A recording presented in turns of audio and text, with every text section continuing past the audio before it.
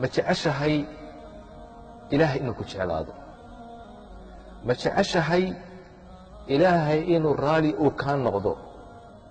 ma jeceshahay ilaahay inuu macaaga uu noqdo mar walba, kuu kaalmeeyo, kuu nusreeyo, wax walba ood u baahan tahay uu ku siiyo, ku hanuuniyo, ku jeclaado, ku soo dhoweeyo, ku toosiyo?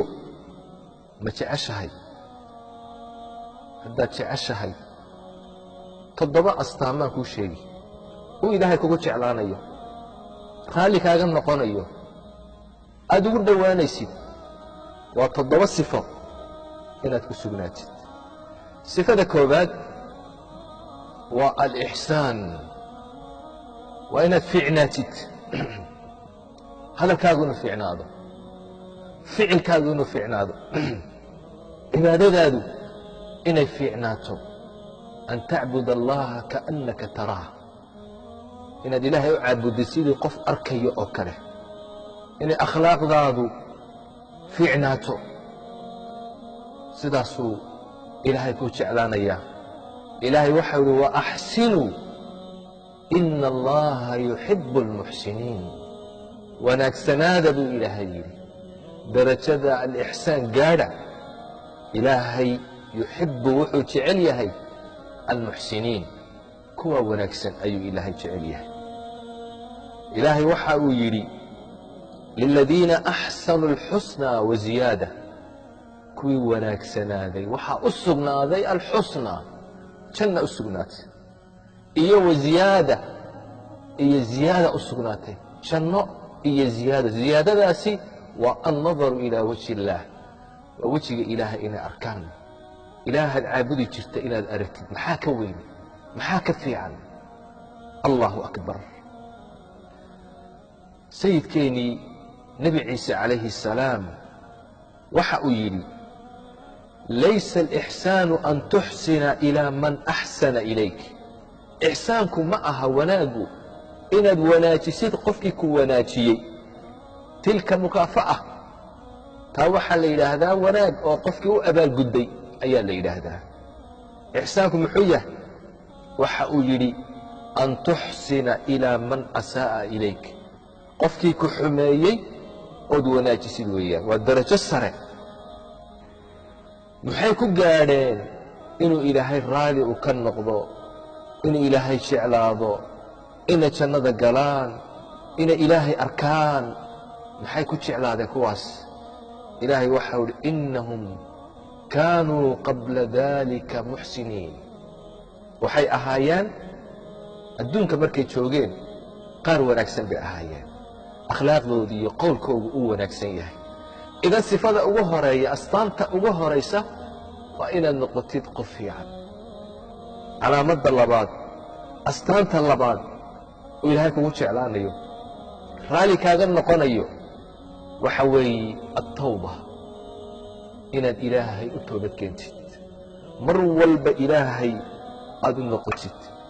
ilaahay waxa uu yidhi ina allaha yuxibu الtawaabiin. ilaahay wuxuu jecel yahay kuwa mar walba toobad keena ee ilaahay u noqda. ilaahay wuxuu doonayaa inuu toobada kaa aqbalo, dembiga inuu kaa meedho. ilaahay kugu farxayaa toobadaada markaad ilaahay u soo noqotid. ilaahay kugu farxayaa. maxaa ka fiican marka? inaad ilaahay u noqotid, ilaahay u toobad keentid. ilaahay ku jeclaanayaa. toobaduna waa astaanta labaad oo ilaahay kugu jeclaanayo. ta saddexaad, ilaahay waxa uu jecel yahay uu kugu jeclaanayaa uu raalli kaaga noqonayaa waa atatahur, inaad isdaahir yeeshid, qalbigaaga inaad nadiif ka dhigtid, jirhkaaga inaad nadiif ka dhigtid, dunuubta inaad iska maydhid, iyo tahaaradii xisiga ahayd, jasadiga ahayd. wahiyaabaka fatahhir. ilaahay waxa uu leeyahay wahiyaabaka fatahhir. ilaahay waxa uu jecel yahay kuwaasi isdaahir yeela ayuu ilaahay jecel yahay. ina allaha yuxibu الtawaabiin wayuxibu اlmutatahhiriin. kuwa isnadiifta ku dadaala iimaankooga iyo qalbigooga iyo caqligooga iyo jirhkooga intaba nadiifiya. nadaafadda ku dadaala taana ilaahay uu jecel yahay ilaahay baad ugu dhowaan raalli buu kaaga noqonayaa sifada afaraad oo alla kugu jeclaanayo kugu soo dhowaynayo darajo sare uu kugu siinayo ta afaraad oo alla ka cabsi ilaahay ood ka cabsatid ilaahay waxa uu leeyahay faina allaha yuxibu almuttaqiin ilaahay wuxuu jecel yahay kuwa ka cabsada isaga cadaabkiisa ka cabsada cuquubadiisa ka cabsada naartiisa ka cabsada iska ilaaliya macaasida daacada ilaahay u orda kuwaasuu ilaahay jecel yahay shirkiga iyo xumaanta iyo dunuubta ka fogaada astaanta shanaad uu ilaahay kugu jeclaanayo sifadaasi waa asabr inaad sabir yeelatid ilaahay waxau leeyahay wallaahu yuxibu asaabiriin ilaahay wuxuu jecel yahay kuwa sabra daacaadkiisa khayrka ku sabra maxaarimta ilaahay uu kaa xarimay ka sabra ka joogsada qadarka iyo masaa'ibka dhacaya ee qoran ku sabra kuwaasuu ilaahay jecel yahay ilaahay maxaa ka fiican jannada markuu ilaahay uu ku geeye ee jannada aad geshid ay malaa'igta kugu soo gasho ay tidhaahdo salaamun calaykum bimaa sabartum fanicma cuqba addaar malaa'igtii baa soo gelaysa min kulli baab albaabada jannada waxay ku leeyihiin salaamun calaykum nabadgeliyo korkiina ahaato jannada maxaad ku gasheen waa bimaa sabartum sabirkiinni awgeed daacadii ilaahay baad ku sabirteen maxaarimtii baad ka sabirteen qadarkii ilaahay ayaad ku sabirteen ta lixaad waa altawakul cala allah ilaahay ood tala saaratid asbaabta ood la timaadid aad ilaahay arrintaada u dhiibatid ilaahay wuu kugu jeclaan ina allaha yuxibu almutawakiliin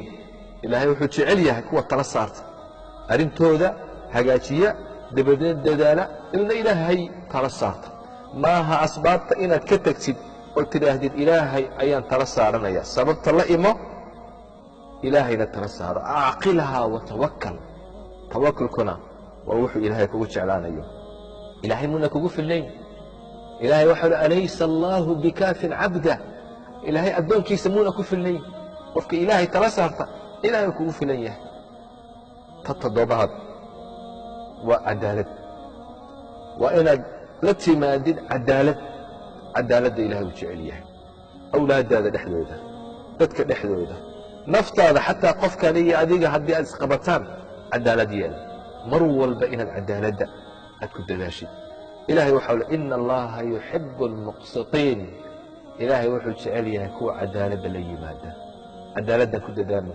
toddobadaa sifo ilahay kugu jeclaanayaa raalli buu kaaga noqonayaa waa u dhowaanaysaa jannooyinka ilaahay ayaad ku gaadhaysaa ilaahay haynagu arsaaqo sifaadkaa wanaagsan wasalaamu calaykum waraxmat ullaahi